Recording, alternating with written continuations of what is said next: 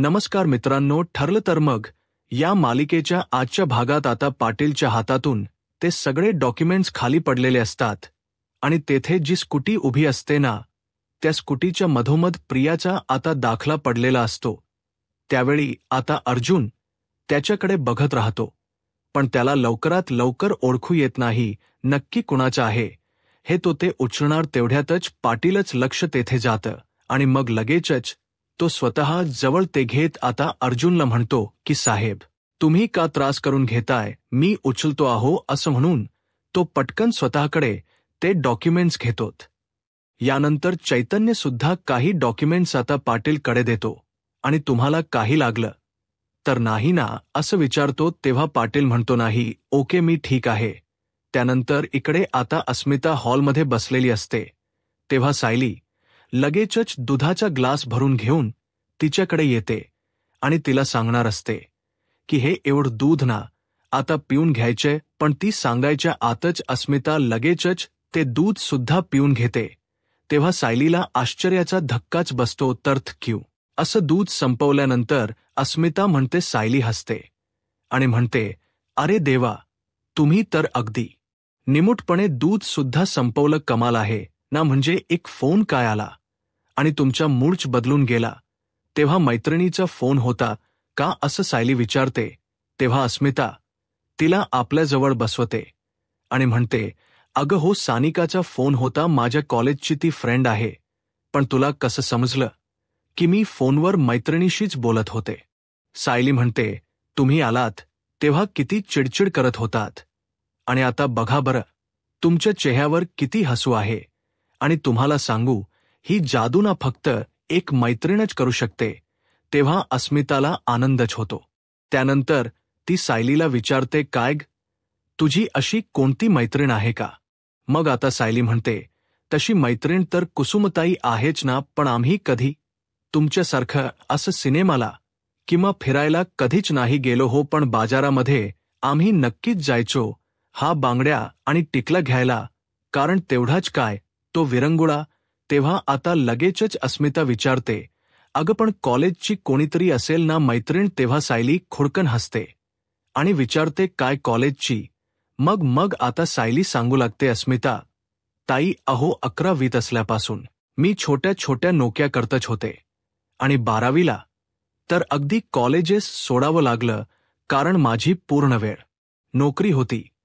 कारण आश्रम कसा चालवायचा ना हेच सगळे प्रश्न डोक्यात असायचे. कसली मैत्री आणि कसलं काय. असं म्हणून सायली आपल्या त्या आठवणी सांगते. तेव्हा आता अस्मिताला खूपच वाईट वाटतं.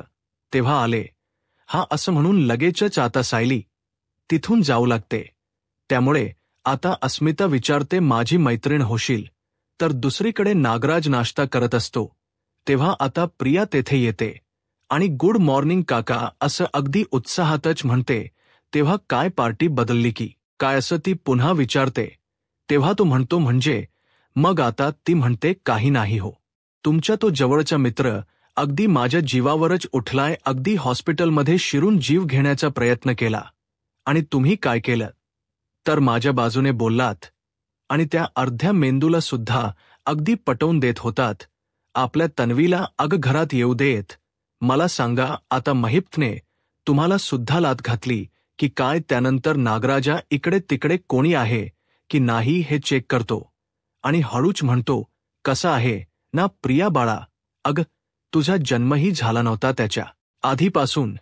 मी आणि महिप्त एकमेकांचे मित्र आहोत आणि आम्हाला एकमेकांची एवढी सिक्रेट्स माहीत आहेत ना की आमच्यापैकी एक कोणी गचकल्याशिवाय आमची मैत्री ही संपणार नाही. आणि तुझ्या दुर्दैवाने आम्ही दोघेही अजून जिवंतच आहोत, हो की नाही. असं म्हणून आता नागराज प्रियाला डिवचतो. इकडे सायलीला आता खूप आनंद होतो. ती आता अस्मिताकडे धावतच येते आणि म्हणते, अस्मिता ताई, कसं सांगू तुम्हाला, अहो कसं सांगू तुम्हाला, ज्या दिवशी तुम्ही मला नवीन कपडे घालून तयार केलं ना, त्याच दिवशी मला तुमच्याबरोबर बोलायचं होतं. आणि त्याच क्षणी मला असं वाटलं होतं की आपल्या आयुष्यात ना अशी एखादी मैत्री असायलाच हवी. अहोम म्हणजे कुसुमताई तर आहेच, पण अशी एक मैत्रीण जी माझ्या वयाची असेल आणि मी जिच्याशी मनातलं सगळं काही बोलू शकेल आणि तीही अगदी समजू शकेल मला असं सांगत असताना सायलीच्या डोळ्यातून घळाघळा आनंदाश्रू येतात. आता सायली लगेचच मैत्रीच प्रतीक असलेलं पिवळ्या गुलाबाच फल अस्मिता समोर पकडते आणि विचारते, माझ्यासाठी? ती मैत्रीण नक्कीच म्हणाल. तुम्ही तेव्हा अस्मितालाही आनंद होतो आणि तिच्याही डोळ्यातून पाणी येतं. खरं तर ते तिच्यासाठी आनंदाश्रू असतात. मग आता विमल सुद्धा त्या दोघींकडे बघत असते आणि तिलाही आता तेवढाच आनंद होतो. इकडे सायली आणि अस्मिता या दोघीही एकमेकींना अगदी घट्ट मिठी मारतात आणि दोघीही आता आता मैत्रिणी होतात. तर दुसरीकडे आता प्रिया विचारते, मला घरात येण्यामागे तुम्ही माझी मदत केली, त्यामागे नक्कीच तुमचा काहीतरी प्लॅन असेल ना? तेव्हा नागराज म्हणतो, ऑफकोर्स प्लॅन आहेच, आणि तसंही तुला सांगायला मी काय घाबरतो की काय, कारण एकदा का तुला असं पिंज्यात पकडलं तर तुझ्यावर ओ ठेवायला आम्हाला सोपं जाईल ना. मग संधी मिळताच अगोदर तुझे पंख छाटणार आणि मग तुझी मान सुद्धा छाटणार. तेव्हा प्रिया विचारते, काय हो, माझी मान छाटण एवढं सोपं वाटलं का तुम्हाला? तेव्हा नागराज म्हणतो, हो, अगदी सोपंच आहे, कारण आम्ही जेव हा अशी सुरी चालवना तुझ्यावर तेव्हा अजिबात आवाज होणार नाही. डोंट वरी, कारण मी आणि महिप्तने या सुरीला अगोदरच धार करायला सुरुवात सुद्धा केली आहे. आता फक्त आणि फक्त एकच वार, तुझा जीव न घेता तुझा खेळ कायमचा खल्लास. तेव्हा नागराजच्या या धमकीला प्रिया घाबरते आणि मनातच विचार करते की हा नक्की कसला वार करणार आहे आणि हे दोघे असे कुठल्या सुरीला नक्की धार लावतायत आणि याचा व महिपचा प्लॅन तरी काय आहे.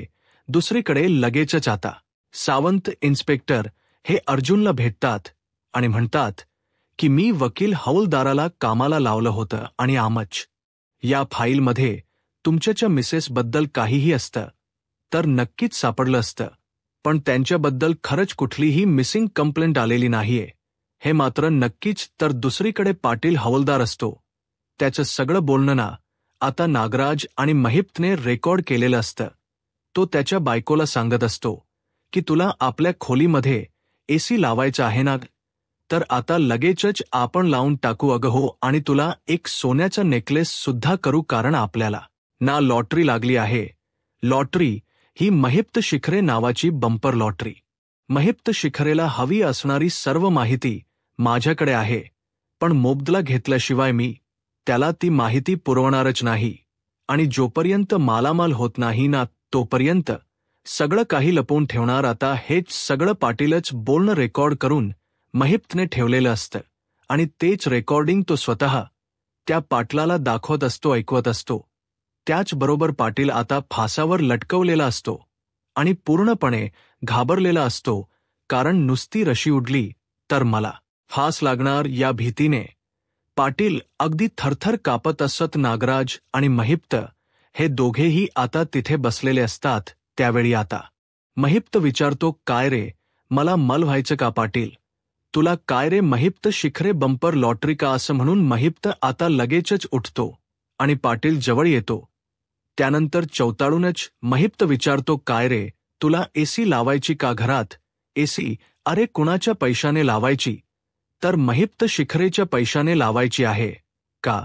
आणि मग काय आपलं घर एकदम गार गार गार गार होईल ना, आणि आपण त्या गार गार घरातच सगळं काही करत जाऊ. असंच म्हणाला ना तू तुझ्या बायकोला?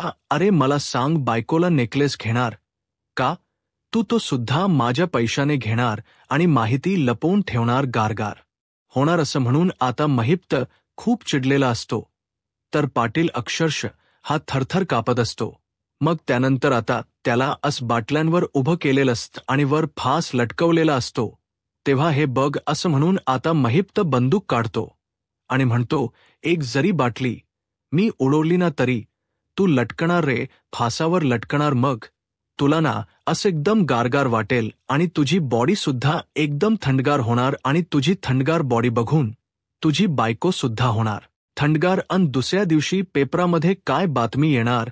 हवालदार पाटील आणि त्याच्या बायकोन गळफास लावून केली आत्महत्या.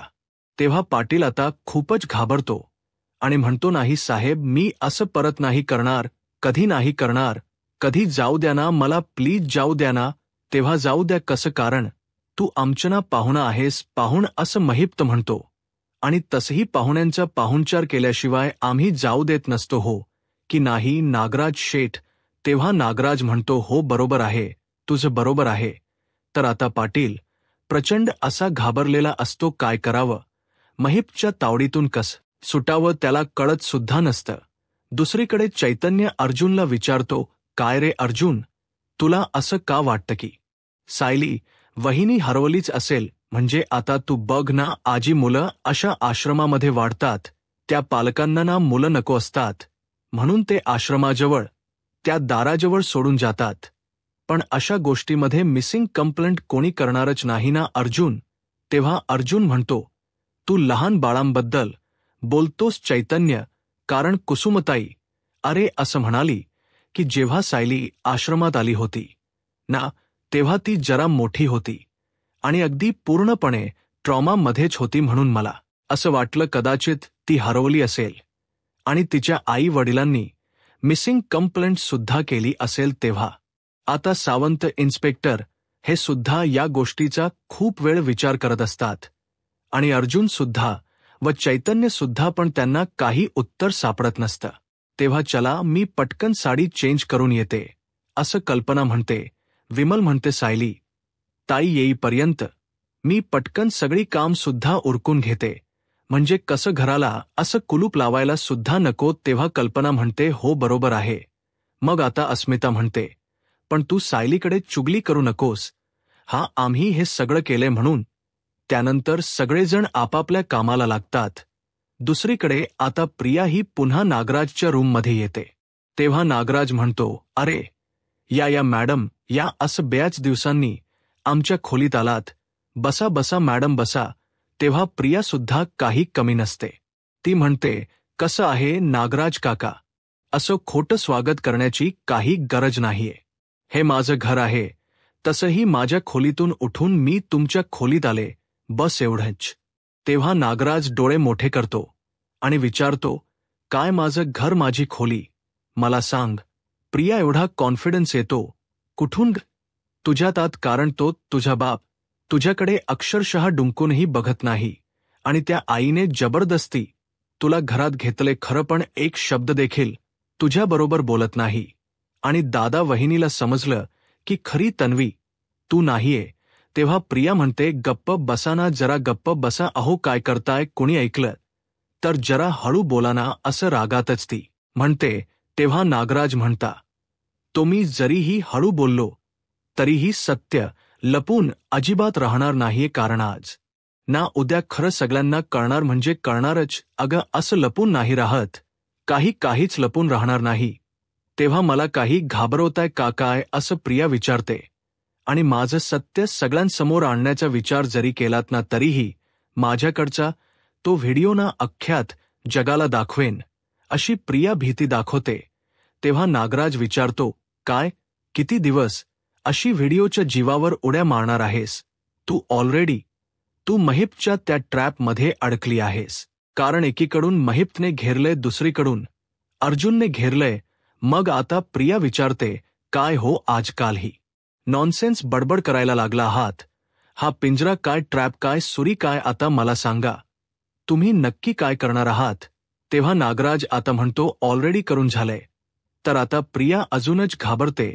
इकडे आता पाटील हा लगेचच अजून मिसिंग कंप्लेंट प्रियाची केली आहे की नाही हे शोधू लागतो. सगळे डॉक्युमेंट आता एक एक करून, अगदी डोळे मोठे मोठे करून तो आता ते शोधत असतो, पण त्याला काही सापडत नसते. इकडे महिपच्या जीवाला अगदी घोर लागलेला असतो. हा पाटील हवालदार तिकडे गेलाय खरं, पण त्याला एक मिसिंग कंप्लेंट शोधायला एवढा टाईम का लागतोय बरं? हा नक्की काय करत असेल ना, काय माहीत, असा विचार करत त्याला चयंच पडत नसते. तेव्हा लगेचच आता रागात तो पाटलाला कॉल करतो आणि म्हणतो, पाटला, एक बाई शोधायला एवढा टाईम लागतो का रे तुला? अरे सापडली का ती बाई? तेव्हा त्या पोरीबद्दल मला थोडीफार माहिती मिळाल्याचं पाटील सांगतो. आता तिच्या पत्ताना 1-2 दिवसांमध्ये मी देतो. मग महिप्त रागात म्हणतो, आज रात्री त्या बाईचा पत्ता हवाय मला, हे बघ. हा महिप्त शिखरे पात्रात लपून बसलेल्या माणसाला सुद्धा शोधून काढतो. आणि तुला जर जमणार नसेल तर तसं सांग, पुढचं मी बघतो तेव्हा. पाटील घाबरून म्हणतो, ठीक आहे साहेब, देतो ना मी. इकडे नागराज म्हणतो, प्रिया, कदाचित तुला माहीत नसेल, पण जेव्हा तू जेलमध्ये होती ना, तेव्हा अर्जुन हा सायलीच्या ख्या आई बाबाला सुद्धा शोधत होता. मग काय झालं? ती बातमी ना आमच्यापर्यंत पोहोचली. मग आम्ही काय केलं असं म्हणून नागराज त्याने आणि महिप्तने केलेला सगळा प्लॅन आता प्रियाला सांगतो की कशा प्रकारे त्या सायलीच्या खोटोच्या जागी तुझा खोटो आम्ही लहानपणीचा चिकटवला आणि अर्जुनच्या बाबतीत खूप मोठा गैरसमज आम्ही केलाय.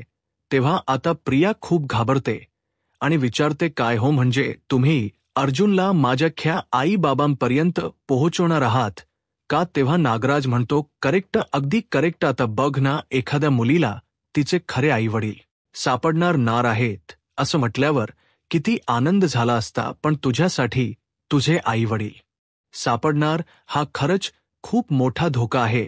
तेव्हा प्रिया मनातच विचार करते, हा महिप्त आणि नागोबा माझं नाक आणि तोंड बंद करायला निघाले आहेत, परंतु मी तन्वी नाहीये ते पुरावे तर 2 गाठोड्यांमध्ये आहेत. दुसरं म्हणजे महिप्तच्या घरी आणि एक म्हणजे अन्नपूर्ण निवासमध्ये माझ्या खोलीत आहे. पण आता काहीही करून ती दोन्हीही ताब्यात घ्यायलाच हवी असं आता प्रिया ठरवते. तर दुसरीकडे सायली आता घरी येते. जरा अंधारच पडलेला असतो तेव्हा विमलला ती विचारते, काय हो विमलताई, अजून बाबा घरी आले नाहीयत का फॅक्टरीमधून?